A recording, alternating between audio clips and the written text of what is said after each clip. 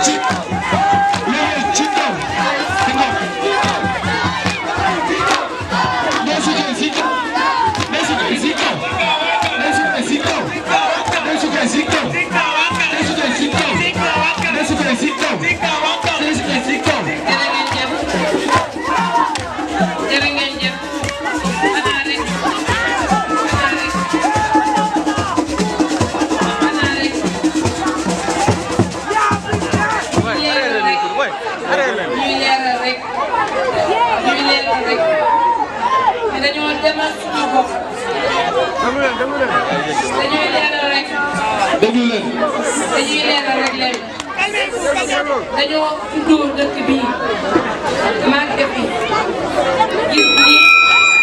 condition yi ñu nekkoon bi ñuy jàng ba léegi changement amul ñu gis ni ñi nekk ci artisanat bi ñuy liggéeyal seen bopp ñoo ëpp te ñu nekk ci ay conditions yu métti ñu gis ñi nga xamante ne ay artistes lañu te dund seen art ils n'arrivent pas à vivre de leur art maanaam mënatuñoo dund seen art ñu gis ñi bi def sport maanaam di jongante waaye bu ñu ba jéem a àgg ci kaw rek dañuy wàcc ci suuf may wax ni Yeumbeul Sud bii ñu dëkk incha allah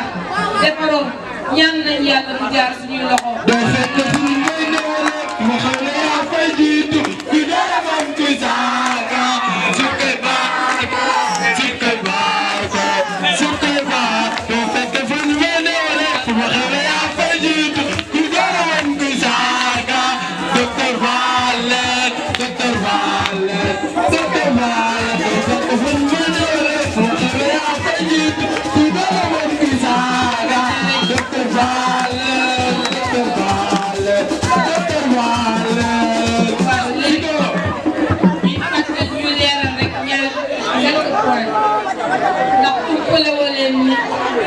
démb am na ku ñëw fii di mitinam ba nag ay mbuuta dafa nekkoon ba mu ñëwee moo indi mbooloo ba muy demaat moo yóbbu mbooloo mu ne TER bi 350 millions yi ko fayoon amul du ma ci wax am na ku fekkee woon ba mu koy avoué mi ngi nii taxaw ndax olof danaan fi mu ne teewluñu na daal centre commercial bi alhamdulilah la ma waxoon moom la bind ci livre am maanaam ñun dafa jël suñu suuf ñun suufu Yeumbeul jox ko benn nit koo xamante ni nii moom moo ñu jox information muy Mokhtar Construction société à responsabilité limitée boo xamante ni capital social am 1 million la nga mën ko jox centre commercial boobu te nee nga ni 600 millions lañ ko tabaxee loolu de lëndëm na tey na xel yemuñu ci centre société boobu man gisaguma appel d'offre bu mu gagné gisaguma société boobu appel d'offre bu ma gagné donc lii may wax nii yëpp lu ñu inventé lu ñu créé lépp mi ñu yor nañ information yi yemu ci mu ne 106 cantines yi Yeumbeul 20 cantines la ci yor muy une aberration lu ñu métti ñun ñëpp loraange yaa ko wax lor nañu moo ni woon it suñu terrain central bii dina ko inauguré kañ décembre ba léegi ñu ngi xaar donc ñun moom suñu frère la le ministre aussi Amadou Al suñu frère la mais ñëw na nommé nañ ko ay at xamuñu ko gisuñu ko ci 6 mois yi mujj la ñëw ay Yeumbeul di tuur xaalis ku mu jox nag jëlal am na lu tax nga war a jël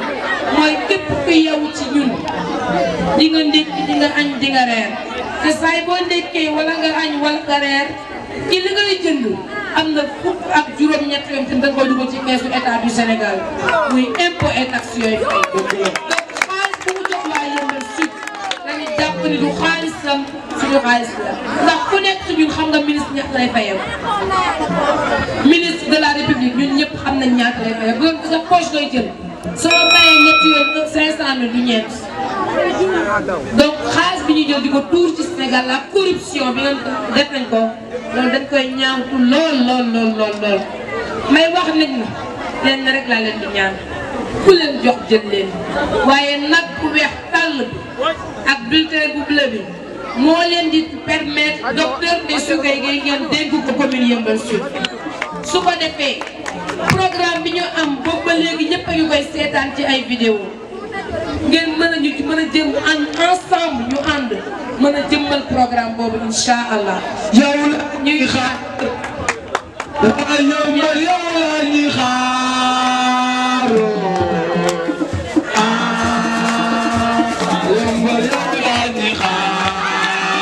waaw Yeumbeul yow la ñuy xaar. waaw Yeumbeul yow la ñuy xaar.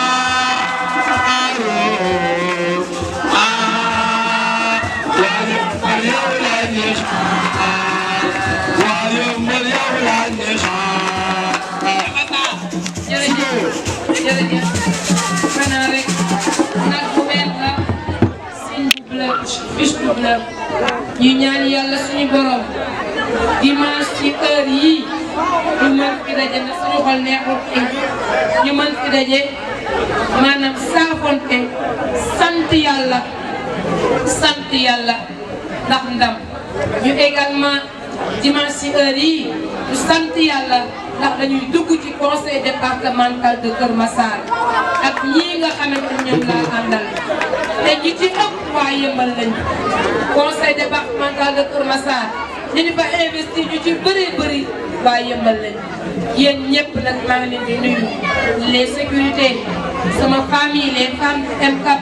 ñu ngi leen di nuyu les jeunes MCAP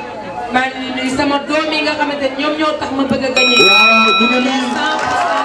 de